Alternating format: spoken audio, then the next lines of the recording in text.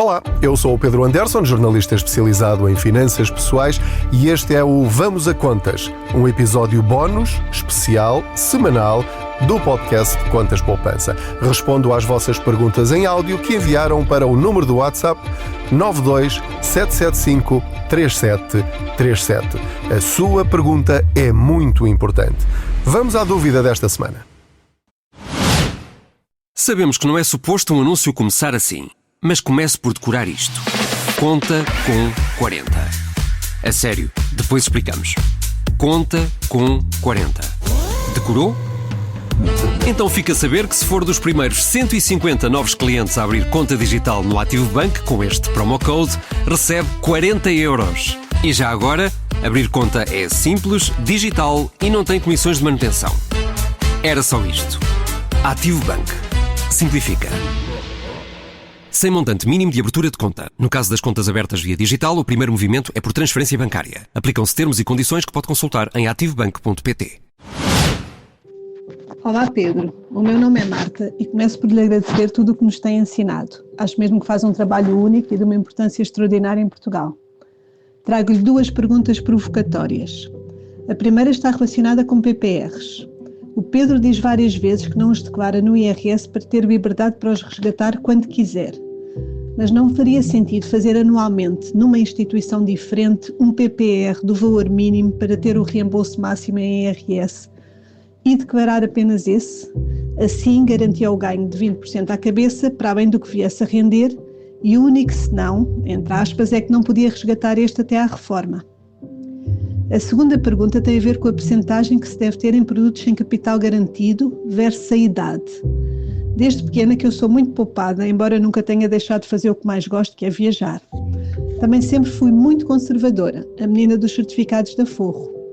Felizmente, no final dos anos 80 e nos anos 90, eles rendiam 7 a 8% ao ano, o que me permitiu ter dinheiro para comprar a minha casa a pronto aos 26 anos. O milagre dos juros compostos. Também é verdade que, no final dos anos 90, os preços eram totalmente diferentes. A partir daí, muito do que ganhava ia poupando, mas não investindo. Só há 1 ano e meio é que venci o medo e aos poucos comecei a investir em ETFs. Fiquei muito orgulhosa quando, na altura das tarifas do Trump, tive coragem para reforçar os investimentos em vez de os resgatar. A minha grande dúvida é até onde devo ir em termos percentuais em investimentos diversificados sem capital garantido. Os americanos falam da regra de 100 ou 120 menos a idade para decidir a percentagem a ter em ações ou produtos equivalentes. Entendi que o Pedro, à parte do fundo de emergência, tem quase tudo em produtos de capital não garantido de diferentes níveis de risco, porque quer recuperar o tempo perdido. O Pedro guia-se pela regra americana ou por outra? Consegue dizer-nos qual a percentagem que tem em cada tipo de produto e porquê? Muito obrigada. Olá, muito obrigado pelas suas perguntas provocatórias. É dessas que eu gosto mais, porque permitem ouvir aqui opiniões diferentes. A primeira coisa que eu queria deixar muito claro é que não há leis em finanças pessoais, por isso é que se chamam pessoais. Nós temos de adaptar princípios que são universais à nossa situação particular. A nossa situação particular depende de quê? Depende, em primeiro lugar, dos meus rendimentos, das minhas despesas, da minha idade, das minhas responsabilidades familiares, da minha estabilidade ou não profissional, o que é que eu quero da minha vida, quais são os meus objetivos a curto, médio e longo prazo, se eu quero comprar uma casa, se eu quero viver numa casa arrendada, se eu quero ficar agarrado a um sítio e criar raízes numa localidade, ou se não me importo de ir para outro lado qualquer, ou até de emigrar. Portanto, repare como cada princípio financeiro pode ser adaptado, ou tem de ser adaptado, melhor dizendo, à forma como nós gerimos os nossos recursos. Portanto, vamos por partes. A primeira pergunta provocatória é: porque é que eu não ponho pelo menos um PPR no IRS? Há duas razões. A primeira razão é que eu quero ter total controlo sobre o meu dinheiro. Repito que aconselho quem quiser guardar um PPR para a sua reforma e que esse dinheiro não lhe faça falta, sim, é uma forma eficiente e inteligente de gerir esse dinheiro. Eu não quero ter dinheiro preso nos cofres do Estado. Ou seja, eu quero, caso eu precise, resgatar todo o meu dinheiro, 100% do meu dinheiro, para o que eu quiser. Sendo que, já vos disse várias vezes, que o meu objetivo é pagar a minha casa mais cedo. A minha preocupação é essa, a minha prioridade é pagar a minha casa ao banco e não a reforma. E deixem-me explicar isto porque pode ser mal interpretado. E até pode alguém pensar que eu não estou a ser coerente com aquilo que eu habitualmente digo. O meu argumento pessoal é este. Eu preciso ter dinheiro na minha reforma. Quando eu me reformar, eu preciso ter dinheiro suficiente para manter a minha qualidade de vida. Ora, na minha situação particular, se eu não fizesse nada, eu estaria a pagar a minha casa ao banco até aos 82 anos. E aí sim, pronto, é uma idade que, se as coisas continuarem como estão, eu não sei se sequer se lá chegarei. Portanto, eu quero viver razoavelmente bem entre os meus 65 e os meus 82 anos ou para lá disso. Essa é a minha preocupação. Portanto, eu poderia pensar, ok, eu vou juntar dinheiro, juntar, para depois resgatar quando me reformar. Eu estou a pensar de outra maneira, que eu não sei se vai resultar ou não, mas eu sinto-me muito confortável com esta estratégia, que é os 500 euros que eu estaria a pagar por mês, ou 400, o que fosse, por mês, até aos 82 anos, para o meu crédito à habitação. Assim que eu amortizar na totalidade o crédito, eu estou a aumentar-me todos os meses, em 500 euros, porque é dinheiro que fica na minha conta bancária e que não vai para os cofres do banco que me emprestou dinheiro para comprar a casa. Eu espero ter explicado bem este ponto.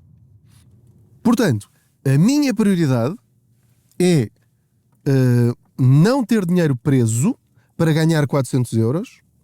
A minha ideia é pegar nesses 2.000 euros, ou 1.750 ou 1.500 euros, que eu teria preso todos os anos no tal PPR, para depois ter o benefício fiscal, para receber os tais 300, 350 ou 400 euros.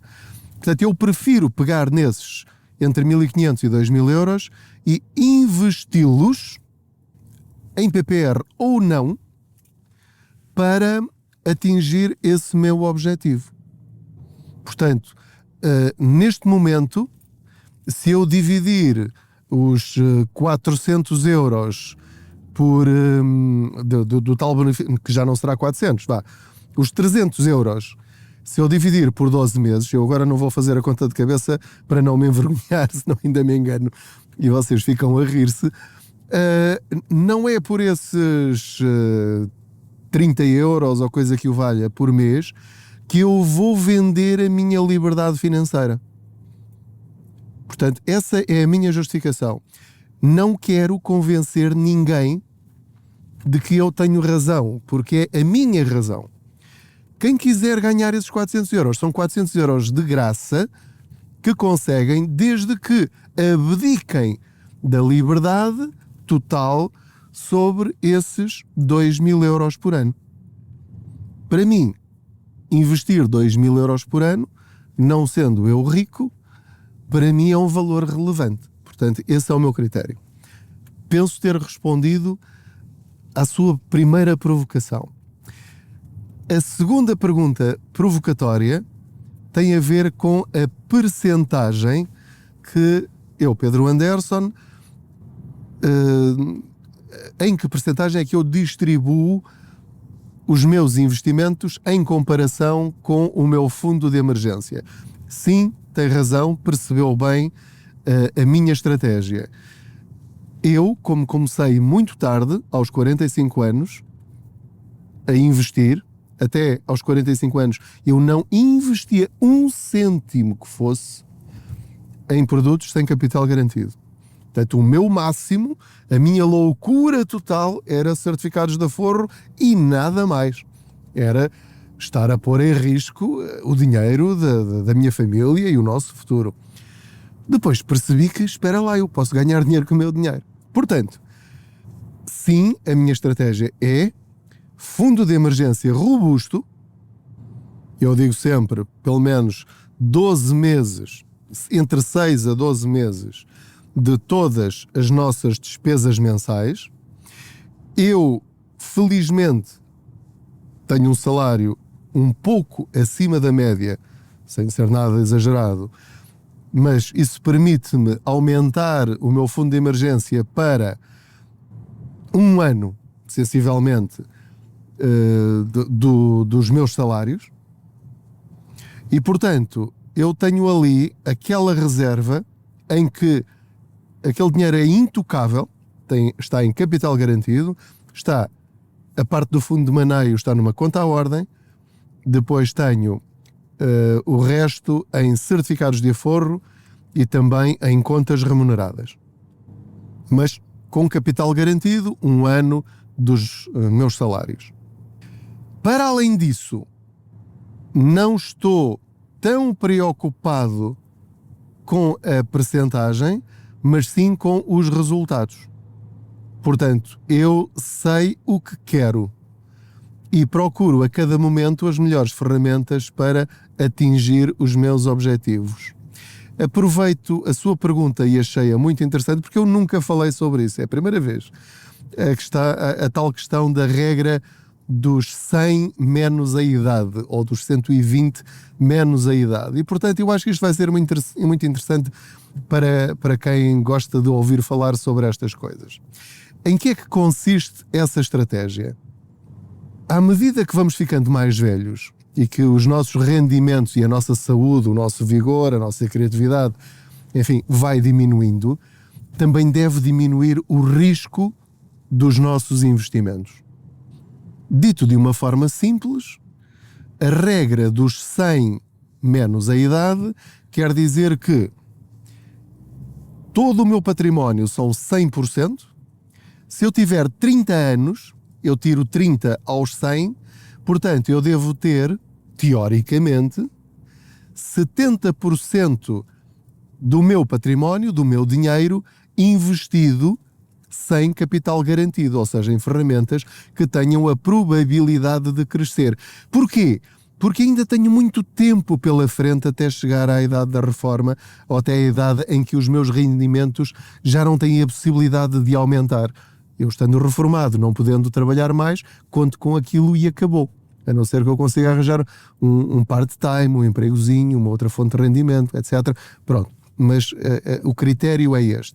Portanto, se eu tiver 50 anos, 100 menos 50, quer dizer que aos 50 anos eu devo ter 50% do meu dinheiro em capital garantido e 50% investido para ganhar algum dinheiro. Porquê? Porque tudo o que estiver investido em situações como a Covid, como a guerra da Ucrânia, como agora a guerra do Irão e outras que surgirão no futuro, os investimentos vão sempre levar cacetada.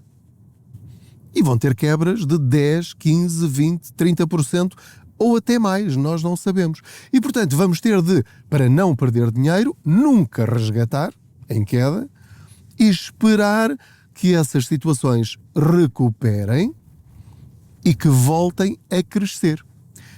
É assim que tem acontecido no passado, durante as últimas décadas. E a expectativa é que continue a funcionar assim. Nunca sabemos o que vai acontecer no futuro. Por isso é que deve ter sempre o seu fundo de emergência para que, caso precise de dinheiro, aquela parte está lá para não ter de ir a correr em aflição, resgatar os seus investimentos numa altura em que eles estão em queda e aí perde dinheiro. Portanto, vai desperdiçar os 15 anos em que lá teve o dinheiro investido e afinal já esteve a ganhar, se calhar, 70%, 80%, 90%, 110% e agora vai resgatar perdendo dinheiro. Portanto, este é o critério principal. Ora, falei-vos da regra dos 100 menos a idade, o que quer dizer que, por exemplo, se tiver 70 anos, é fácil fazer a conta, portanto, 30% pode continuar em risco, mas 70% do seu dinheiro deve estar garantido. Ou seja, não é pelo facto de nós chegarmos à idade da reforma que, de repente, tudo tem de estar com capital garantido. Podemos continuar a ganhar dinheiro, mas arriscando menos, como é evidente. Qual é aqui o problema? É que nós estamos a viver cada vez mais tempo. E esta regra dos 100 menos a idade tornou-se ou está a tornar-se demasiado conservadora.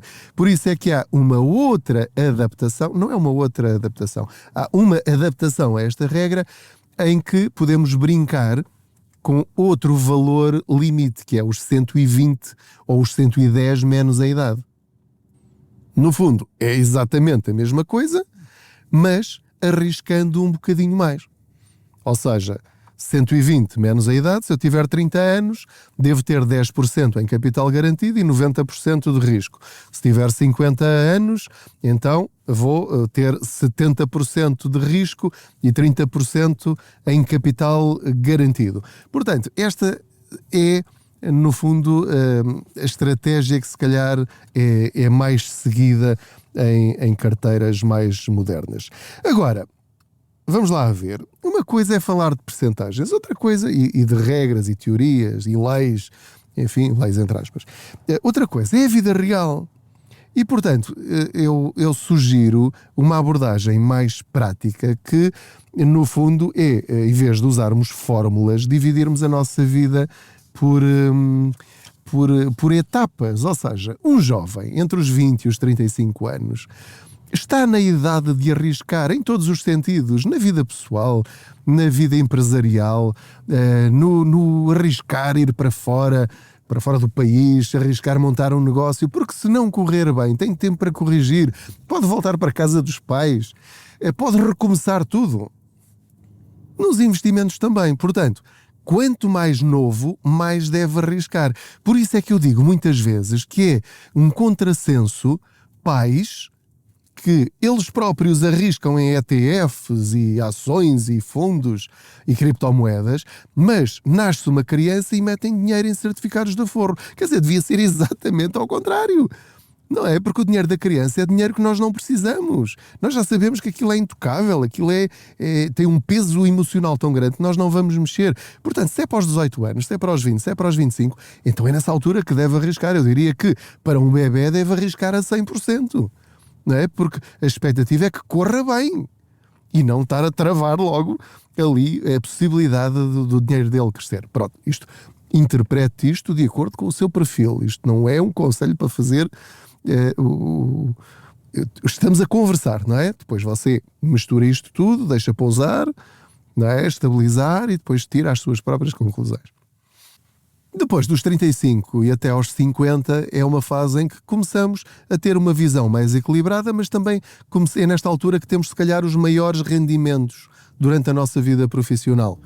Porque fomos promovidos, passamos a ser chefes, passamos a ter mais responsabilidades, tivemos a coragem de nos metermos num negócio paralelo, como empresários, ganhamos dinheiro de 3 ou 4 fontes e, portanto, nessa altura, tendo mais dinheiro, podemos dar-nos algumas liberdades, mas também começamos a querer garantir alguma coisa, reservar dinheiro para a nossa reforma e também para os nossos filhos que entretanto nascem. Depois chegamos aos 50 anos e até aos 65, aí é nessa altura que, quando já começamos a ter um bolo financeiro maior, esperamos nós, não é? É uma altura em que nós começamos a pensar, bom, isto que eu já tenho já não é mau, já tenho aqui resultados, já tenho frutos do meu trabalho, então vou começar aqui a ser mais prudente nas minhas opções. E então, aí começamos a reduzir gradualmente o risco. Se calhar só os tais 50% garantido e os outros 50% não garantidos. A partir dos 65 anos, Pronto, lá está. Depende também um bocadinho do nosso perfil, mas aí o foco é a estabilidade e termos a garantia de um rendimento até ao fim da nossa vida. Portanto, esta é a outra estratégia que não tem a ver com fórmulas. Depois, há ainda uma terceira estratégia, portanto, recuperando, a primeira estratégia é a fórmula dos 100 ou dos 120 menos a idade. A segunda é de acordo com as fases da nossa vida. E agora esta terceira tem a ver com os nossos objetivos, não é? Ou seja, é uma estratégia que nos dá muita liberdade, mas também muita responsabilidade. Ou seja, é uma estratégia que não é muito falada, mas tem a ver com aquilo que eu quero em cada momento da minha vida. Não depende da idade, mas depende do objetivo e do prazo para o atingir. Ou seja, quanto dinheiro é que eu quero ter daqui a 3 anos? Quanto dinheiro é que eu quero ter daqui a 10 anos? Quanto dinheiro é que eu quero ter daqui a 20 anos? E para quê? Não é? E, portanto, para cada uma dessas ferramentas, para cada uma dessas... para cada um desses objetivos, eu vou escolher a ferramenta mais adequada.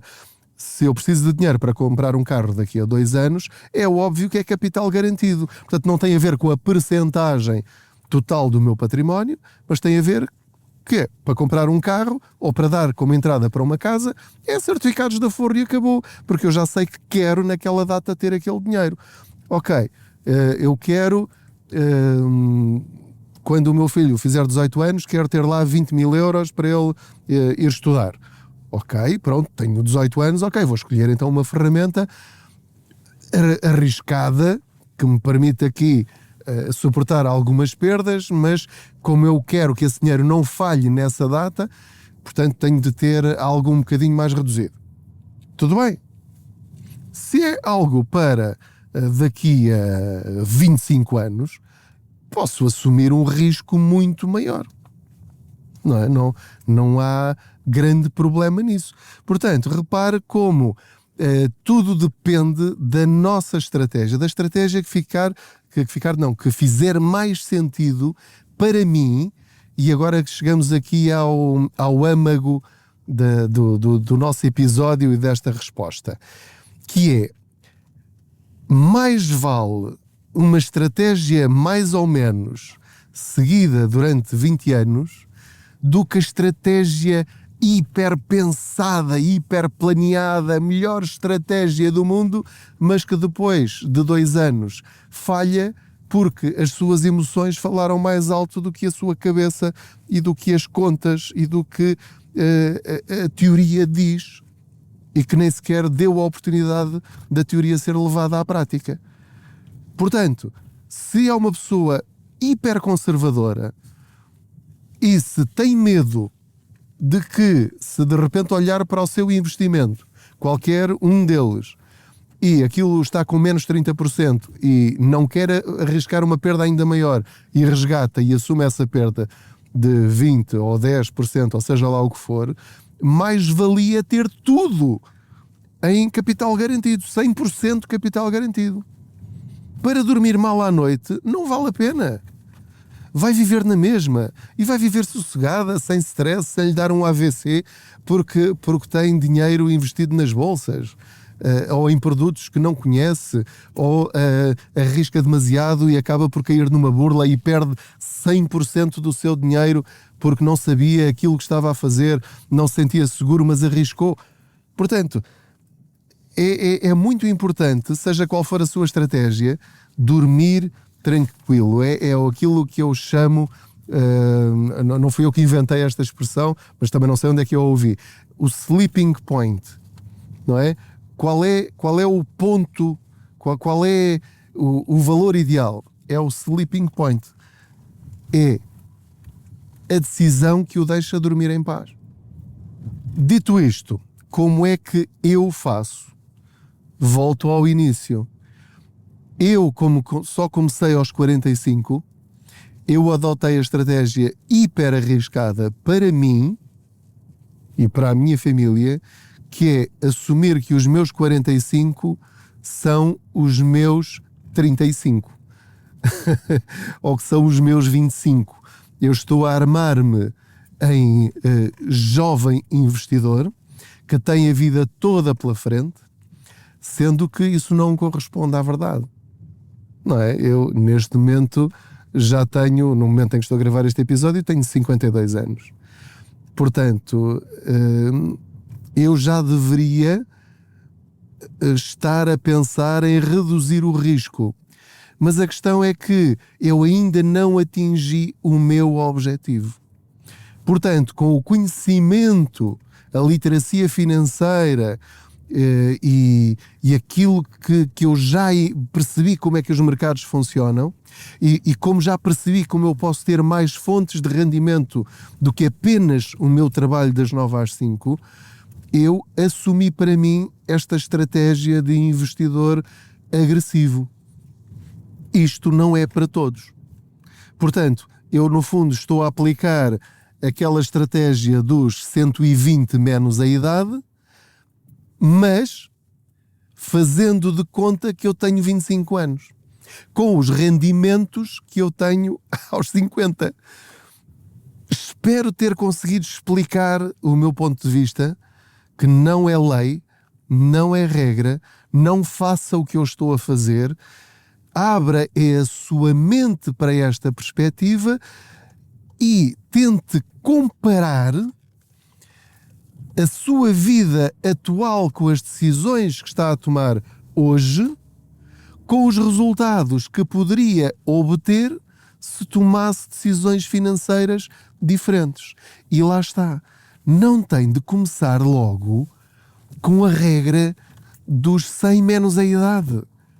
Pode começar com, muito simplesmente, pôr 10% do seu dinheiro num ETF, num fundo PPR, e veja como é que se sente com isso. Não vai perder os 100% desses 10%. Em princípio, pelo menos, seria extraordinário, no mau sentido, se isso acontecesse. Não, vai desvalorizar, e depois vai subir. Agora que há uma crise nas bolsas, uma mini crise, nem sequer há uma grande crise, pode ser, veja, avalie se é uma boa altura para começar. Porque assim que acabar a guerra do Irão, as bolsas vão subir mais rapidamente ou menos lentamente, não sabemos, mas foi isso que aconteceu. Aconteceu a Covid. Acabou a Covid, as bolsas dispararam. Dispararam e estava a correr tudo bem. Aconteceu a crise, a guerra na Ucrânia. Foi tudo cá para o fundo. Mas depois, entretanto, as pessoas habituaram-se à guerra e já estava a crescer acima disso. Depois, aconteceu agora esta crise do Irão, desceu um bocadão. Quando acabar esta guerra vai voltar ao que estava acima da Covid, que continua, acima da Ucrânia, que continua, mas acima desta crise da guerra do Irão, e depois não sabemos o que é que acontecerá no futuro. Deixo-lhe no final algumas reflexões sobre a forma como eu de facto tenho distribuído depois o meu capital não garantido. Eu diversifiquei bastante, demais até, mas com o objetivo de partilhar literacia financeira. Mas posso dizer-vos que tenho o meu património dividido em vários PPRs, em vários ETFs, em peer-to-peer, portanto também tenho na GoParity, também tenho na Raise, também tenho em criptomoedas. 5% do meu património talvez esteja em criptomoedas, talvez até um pouco menos. Esse dinheiro das criptomoedas eu dou como perdido, está lá para o caso de correr bem, mas é dinheiro que eu, se ficar sem ele amanhã, vou dizer para mim próprio, olha, pronto, foi uma experiência, correu mal, podia ter corrido bem, ok, mas lá está. Mantenho sempre os certificados de aforro, mantenho sempre o valor que a cada momento eu acho que é adequado para enfrentar imprevistos. Portanto, isso é sagrado entre aspas. Acima disso, vou arriscando. Portanto, aplique isto que eu falei ao seu caso e tome a decisão que o fizer dormir mais descansado. Muito obrigado por me ter acompanhado em mais esta um bocadinho longa boleia financeira. Espero ter respondido às suas 2 provocações e que tenha provocado em si também algumas reflexões. Não se esqueça de subscrever este podcast, de o partilhar com outros, de enviar as suas perguntas em áudio para o 927753737 e é sempre um prazer saber que você está aí desse lado. Muito obrigado, boas poupanças. Sabemos que não é suposto um anúncio começar assim, mas comece por decorar isto. Conta com 40. A sério, depois explicamos. Conta com 40. Decorou?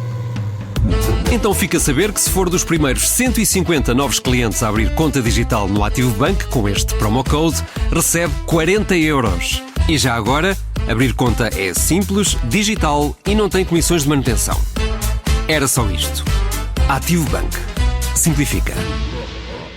Sem montante mínimo de abertura de conta. No caso das contas abertas via digital, o primeiro movimento é por transferência bancária. Aplicam-se termos e condições que pode consultar em ativobank.pt.